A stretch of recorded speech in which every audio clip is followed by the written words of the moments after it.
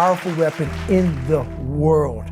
Once you put away your phones and your computers and all that we have nowadays, yeah, it's great. We're up to date. But your brain is the only thing you have when you're going through depression, when you're going through hard times, when you're going through death, real life.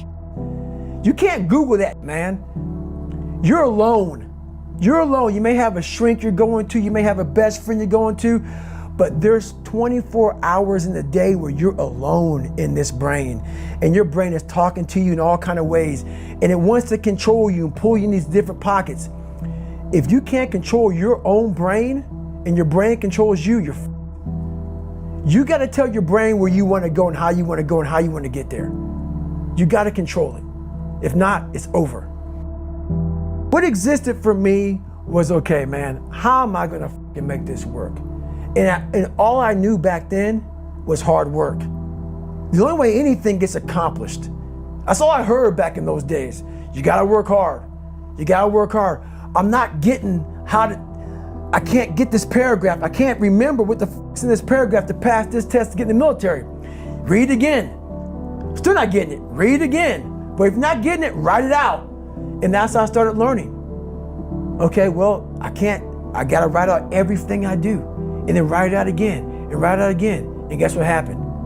I got it. I got it. I can't swim, I'm negative buoyant. Go back again. I can't swim, go back again. Go back again, go back again. I got it. I realized if I keep going back and going back and going back until the just becomes, your mind will say, okay, we're gonna figure it out, because he is not going to stop. It's not like I'm gonna try one more time. No, it's just like alarm clock goes off, boop, we're going back. I can't read right, we're going back. I gave myself no way out, and my mind realized that. They said, okay, we're gonna adapt and overcome now. Like a lot of people say, trying hard. Your mind knows, man. It knows this guy's bullshitting me, man. This guy's lying. There's no truth behind it. When I was in Navy SEAL training, people go, how were you there for 18 months? The program was only 6 months long. You were in 3 hell weeks in 1 year. No one's ever done that. How did you do that? I talk about the new norm. When I lived in a $7 a month place when I was growing up for a short period of time, I loved it. I didn't know any different. That was my norm. Once we moved out of that place, we moved to a $236 a month place. I was like, I never want to go back to that little piece of shit. But if you go back to that $7 a month place and you realize this is where I live, this is all I got, your mind says, roger that, this is home. So when I was going through Navy SEAL training for 18 months and going back through all the hard parts over and over again, I told myself after the first time, I knew it was gonna be a long journey there. My body was breaking down. It was just how it was going on. I said, you know what, this is my new norm. So my mind said, it's like going to work. Like you go to work, you put your suit and tie on, I go into suffering every day. Every day, suffering, being broken, duct taping my feet up, stress fractures, shin splints, being broken. This is my new norm. And your mind says, if we're not broken, this ain't normal. We gotta be broken. So then your mind starts to get tougher and tougher and more callous. People go, how did you run on broken feet? Broken shins. My mind knew this is how we operate. We're in Navy SEAL training. This is what we are. I became hell. And that became my new norm. I gave myself no way out. There was nothing outside these walls of hell. Nothing.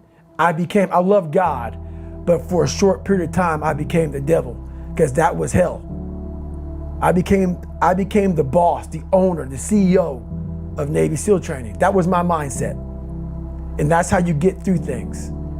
You immerse yourself in wherever it is, and you become that. You become that and give yourself no way out. When I was 297 pounds and I was fat as hell trying to be a Navy SEAL, the scariest thing in the world to me, even to this day, was that could have been the rest of my life. I thought then I was trying hard.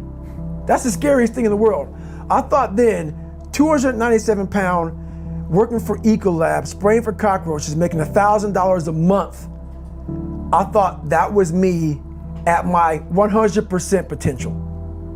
Come to find out, a few years later, I wasn't anywhere near that. 106 pounds less, graduate Navy SEAL training, went on to do all these other things. Looking back on that, that was me trying hard. That's why people gotta understand, what is in us, we have no idea until we start trying hard. And I mean really trying hard, where you're obsessed with, hey, this is my new norm. My new norm is that, wow, this isn't always fun. It's not always meant to be fun. And that's when you know you're trying hard. People hear my story and think this guy is sadistic. I realized how the brain works. I figured out how the brain works. I'm a scared kid, and that's what gives me so much power. I had no foundation, and I built this off of just researching the mind.